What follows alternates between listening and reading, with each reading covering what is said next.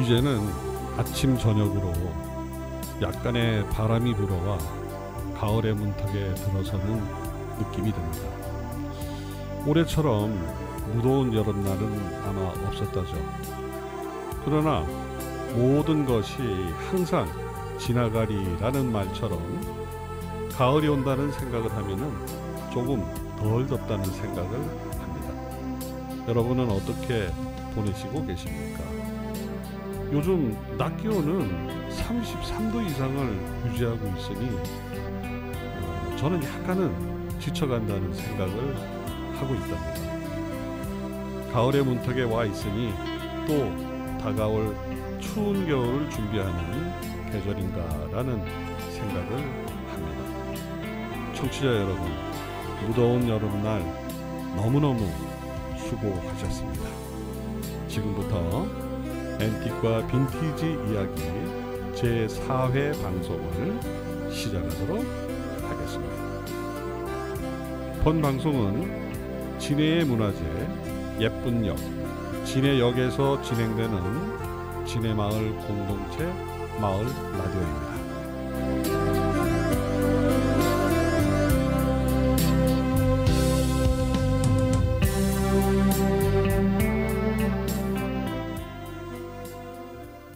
네, 안녕하세요. 앤틱을 사모하는 남자 한정훈입니다.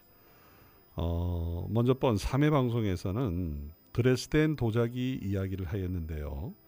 오늘은 유럽 도자기 산업의 시발점인 마이센에 대한 이야기를 할까 합니다. 유럽의 앤틱은 연대라든지 유래라든지 이야기를 하면은 별로 재미가 없어요. 그래서 간략한 역사와 연대를 중심으로 이제 풀어 나갈까 하는데요. 방송 시간은 한정이 되어 있고 또 너무 방송을 또 길게 하면은 여러분들이 너무 또 지루해 하실 것 같고 짧은 시간에 많은 얘기를 하기는 좀 그렇고 해서 저도 앤틱 이야기 방송을 괜히 했나 하는 후회도 하고 있습니다. 자, 그래도 제가 준비한 지금부터 앤틱 이야기, 마이센 앤틱 이야기를 조금 재미있게 한번 풀어갈까 합니다. 독일에 있는 마이센 도자기의 발전사는 독일 작센의 선제후이자 폴란드의 왕인 아우구스투스 2세가 도자기를 발견하기 위해서 드레스덴에서 연구 모임인 콘투베르니움을 이제 조직을 하면서 베트거라는 사람과 그 광산국에 있는 그 고위 관료인 파푸스트 폰 오하인과 그다음에 그 과학자인 그 에른 프리트 발트 폰 찌른하우스와 함께 이제 시작이 되었다고 합니다. 그 베트거라는 사람은 1682년 2월 5일에 그 슬라이츠에서 세례를 받고 막드 브라크에서 그 성장을 하면서 1689년부터 베를린의 약종상에서 그 도제로 일을 하면서 이제 연금술사의 이제 길을 그 접어들게 되는데요. 그 당시만 하더라도 이제 연금술사인 그 베트거의 그 명성이 상당히가 알려져 있었답니다. 그러나 이제 그 연금술사라는 그 직업 자체가 그 권력의 그 표적이 되어가지고 아우쿠스 왕에게 이제 체포가 돼요. 그러면서 이제 드레스덴으로 이제 압송을 시켜가지고 파푸스트폰 오하인이란 그 감독관이 이제 그 베트거를 관리를 하는데 그 베트거라는 사람이 그 지식과 그 재능이 남들이 이렇게 탐복할 정도로 그리고 이제 그 아이디어 자체가 아주 기발한 그 발상을 이제 가지고 있는 아주 그 숨어 있는 아마 그 인재였는가 봐요. 그래서 이제 그 감독관이 이 베트거를 그 활용을 해서 뭔가 이제 뭘 하나 이제 만들기 위해서 했는데 그 베트거가 그 1703년에 이제 프라하로 이제 그 탈출을 시도를 해요. 그것도 한 2번씩이나. 그 이제 탈출을 하려고 하다 보니까 이제 두 번이나 이제 잡히다 보니까 그 앤스라는 사람에게 이제 체포되어 가지고 이제 수년간 그 도자기 연구를 이제 시키게 돼요. 그래서 이제 찌든하우스라는 사람의 이제 권유로 도자기 연구를 이제 그 시작을 하면서 마이센의 역사가 이제 시작이 되었다고 그러더라고요. 그래서 이제 1705년에서 이제 1706년까지 베트거는 이제 파푸스트 폰 오하이와 이제 찌든하우스의 도움으로 마이센의 그 엘브레흐츠부르크에서 도자기 이제 실험을 이제 시작을 하였습니다.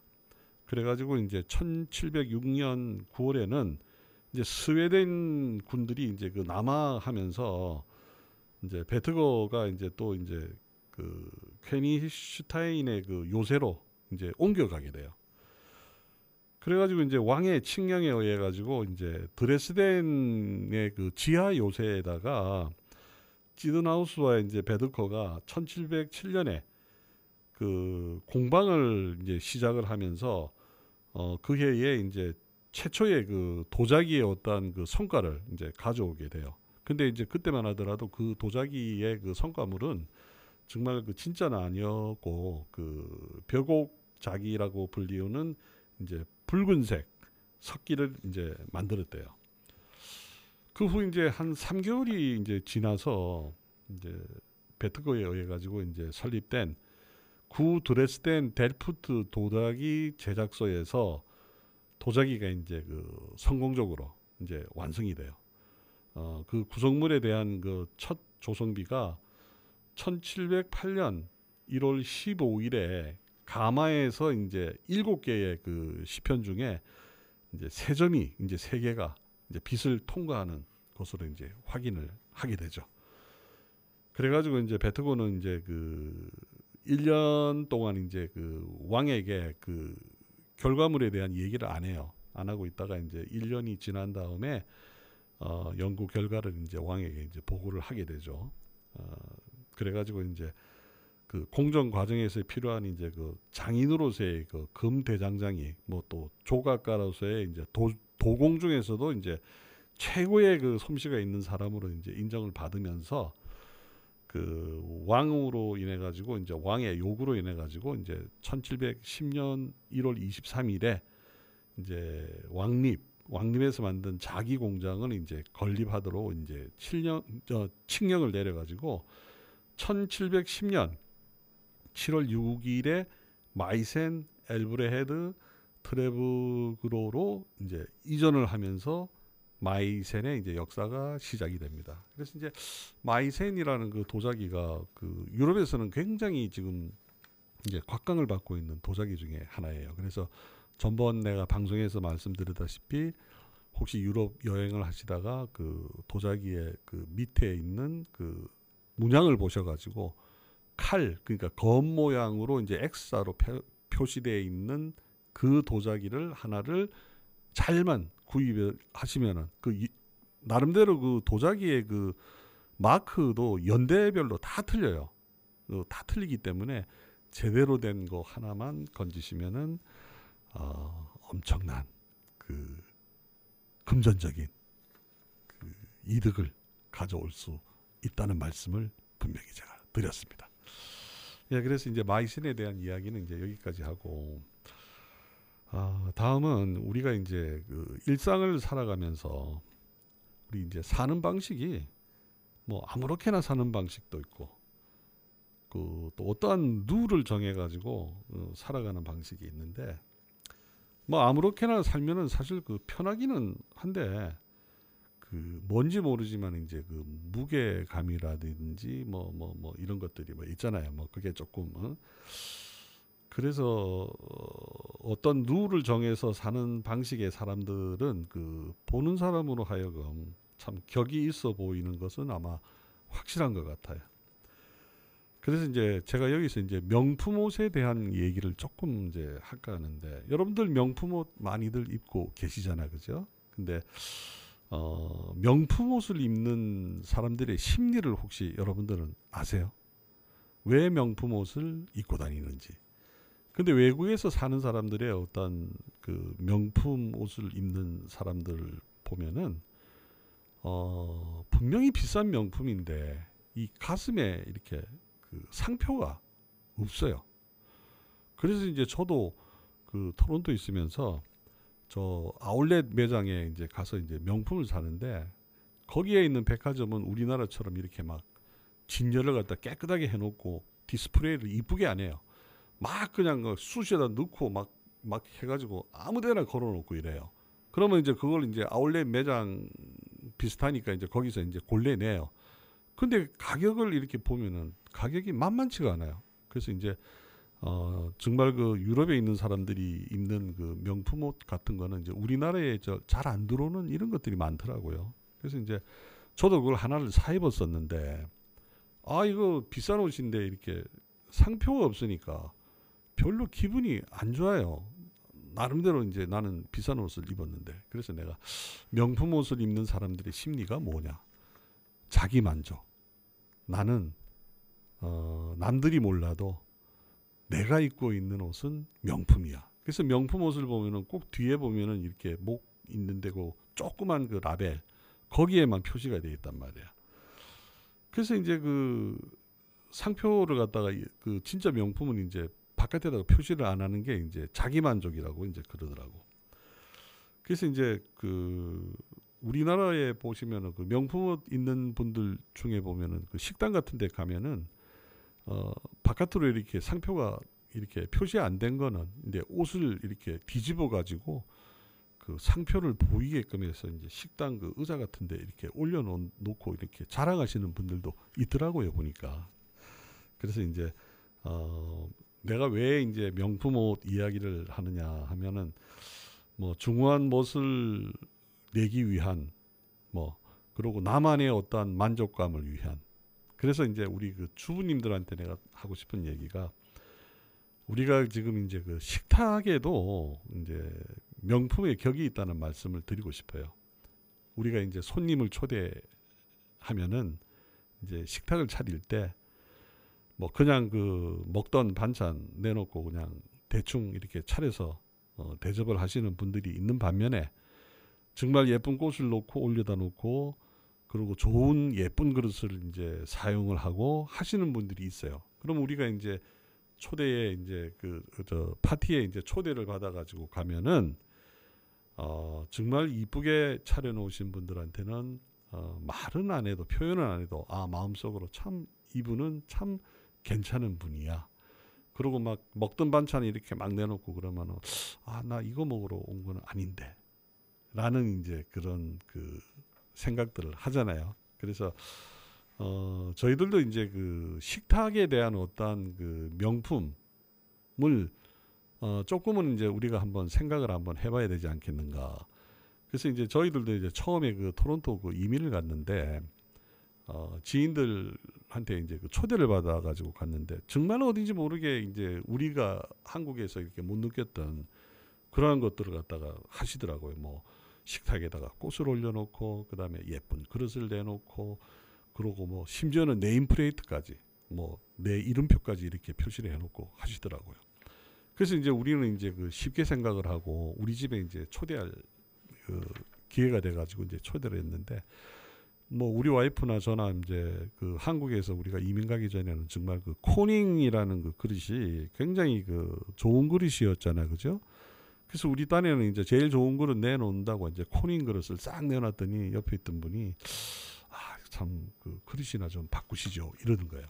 자존심도 상하면서 무슨 뭐 그릇이 그게 그거지 말이야. 무슨 뭐 그릇을 뭐 바꾸라는 이런 얘기를 하느냐 그랬어요. 근데 거기서 이제 생활을 오래 하다 보니까 그게 아니에요. 테이블 세팅을 해놓은 거와 테이블 세팅을 안 하고 초대받은 거와의 차이는 정말 엄청난 차이가 있더라. 그래서 이제 그 식탁을 차리시는 분들은 물론 남한테 보이기 위한 것도 물론 있지만 자기 만족을 위해서 조금의 어떠한 그러한 노력을 하는 거는 좀 어떻겠느냐 하는 생각을 해요. 그래서 뭐 우리가 테이블 세팅을 할 때 보면은 이제 기본적으로 이제 뭐 와인잔이라든지 이제 물컵이라든지 뭐 포크 나이프, 뭐 티스푼, 냅킨, 그다음에 뭐 네임플레이트, 그리고 이제 식탁보 같은 거는 이제 기본이고 필수적으로 이렇게 또 사방아 꽃 같은 것도 이제 뭐 필수적으로 이제 갖다 놔야 되고 이렇게 해서 이제 손님들을 갖다 맞이를 하니까 한결 분위기도 좋아지고 이제 많은 이제 격이 조금 높아진다는 생각을 해요. 그래서 저한테 그러시겠죠. 뭐 남자가 무슨 뭐 티테이블 그러니까 테이블 세팅하는 것을 가지고서 그렇게 뭐 또 방송을 하느냐 그러는데 그 아니에요. 한번 여러분들도 한번 해보시고 만약에 그 테이블 세팅법에 대해서 조금 뭐 궁금한 점이 있으면 저한테 연락 주시면은 거기에 대한 자료는 제가 준비한 게 있으니까 여러분들한테 이제 드리도록 그렇게 하겠습니다. 그래서 뭐 오늘에 대한 어떤 그 앤틱과 빈티지에 대한 이야기는 이제 마이센과 그다음에 명품 옷과 그다음에 그 테이블 세팅하는 법으로서 방송을 마칠까 합니다.